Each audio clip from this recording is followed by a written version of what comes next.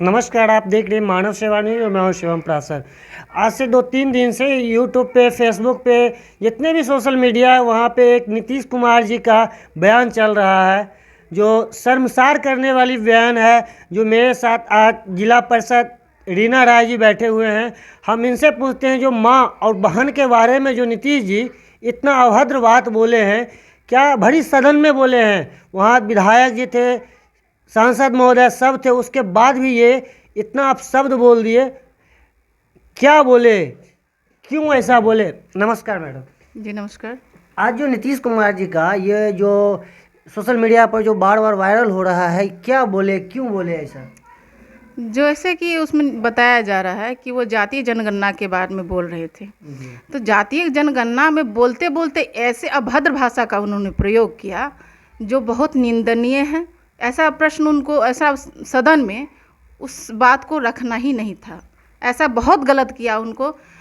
विधान सभा में सभी विधायक और विधायकी, मतलब हमारी सदस्या थी, तो उन सदस्या में जो महिलाएं थीं, वो महिलाएं उनको सुन के कितनी शर्मसार हुई है, जो कहने लायक नहीं है। वो सब तो हंस रहे थे, वहाँ पे हंस रहे थे। ये गलत है। आपका अगर उस सदन में अगर बहन रहती, माँ रहती, बेटी रहती, तो उस सदन में क्या उनकी क्या स्थिति रहती, वो आपसे नज़र से नज़र मिला सकते थे?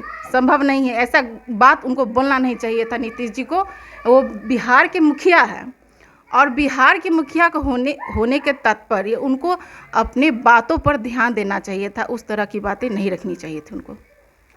देखिए, ये भी बतला रहे हैं बहुत ज़्यादा गलत बोल दिए हैं, लेकिन ये तो माफ़ी भी मांगे हैं।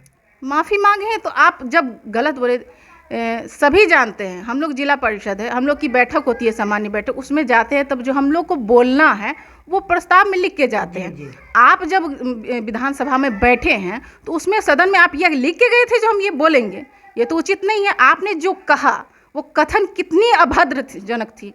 अगर आपको कह रहे हैं कि आप जो जनसंख्या में हम लोग ये करवा रहे हैं, नियंत्रण करवा रहे हैं, उस ढंग से उचित था, मगर आपने इस तरह से बातों को मोड़ा है जो सुनने तो योग्य नहीं है। कहने की बात तो छोड़ दीजिए, क्या बोले थे, कहने के हम कह नहीं सकते वो बात को।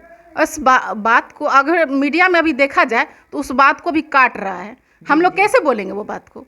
कहने के ये है। उसके साथ साथ उनका जो हमारे तेजस्वी जी हैं, जो बाहर में आके जो बयान दिए हैं, वो बयान देने लायक था। मैं तेजस्वी जी को ये कहना चाहूँगी कि अगर उस सदन में आपकी बहन बैठी रहती, आपकी माँ बैठी रहती, मुख्यमंत्री पूर्व में भी रही है, अगर वो बात सुन के वो कुछ नहीं बोल सकती थी, और बाहर में आकर नज़र से नज़र आप मिला सकते थे अपनी माँ से चाहे अपनी बहन से। उचित नहीं कहा नीतीश बाबू ने। आप कह रहे हैं जो जनसंख्या वृद्धि के बारे में आप जानकारी दे रहे थे, वो इसी तरह से देती है। हमारी टीचर भी इस तरह से अभद्र भाषा में बातें नहीं करती हैं। नहीं, शिक्षक को अपने स्टूडेंट को ऐसा नहीं सिखाया जाता है। ऐसे कोई सिखाता है, ऐसे कोई बोलता है? वो सदन था, उसमें मर्यादा से लोग रहता है। इस तरह से अभद्र भाषा नीतीश बाबू को नहीं बोलना चाहिए। माफ़ी उनको नहीं मिलेगी। वो तो पीएम चेहरा है, महागठबंधन के पीएम चेहरा है। महागठबंधन में है तभी ना वो आज विनाशकालीन विपरीत बुद्धि हो गया। नहीं तो नीतीश बाबू हमेशा हमने सुना है कि वो संयम के हैं, वो जो भी वाणी बोलते हैं बहुत अच्छा से बोलते हैं। तो आज ये क्यों बोला? फिसल गए होंगे कहीं। फिसल गए होंगे तो फिसल गए हैं, तो फिसल जाने का अंजाम भी आप देखिएगा आने वाले समय में। एक बार नहीं, दो बार बोले हैं। दो बार बोले हैं, दोनों बार सुने हैं।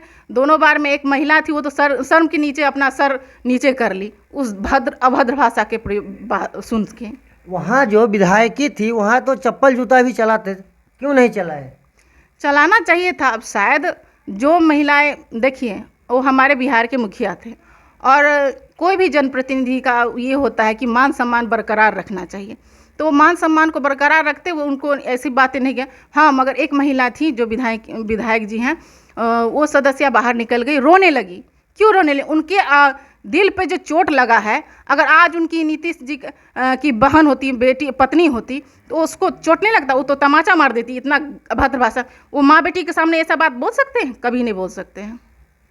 चलिए, हमारे साथ यहाँ के जिला, अच्छा, ये चुनाव में क्या इसका इफेक्ट पड़ेगा? चुनाव में बहुत इफेक्ट पड़ेगा।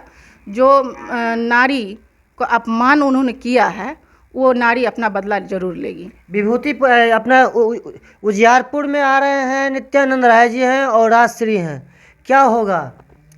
वो तो वक्त बताएगा, मगर जिस तरह से उन्होंने अपनी बयान को दिया है, संभव है कि नहीं आ पाएंगे। नहीं नहीं। चलिए, विवादित बयान पे जो यहाँ के जिला पार्षद हैं वो बहुत अच्छा बोले, लेकिन ये भी बोल रहे हैं जो चुनाव के समय में भी जनताओं ने इनको सिखाएगा। और यहाँ के महिलाओं के बारे में आप क्या कहना चाहते हैं, बिहार के महिलाओं के बारे में? बिहार की महिला अब जागरूक है। जिस तरह से नीतीश बाबू आप ट्रेनिंग दे रहे हैं, उसको ट्रेनिंग देने की आवश्यकता नहीं है।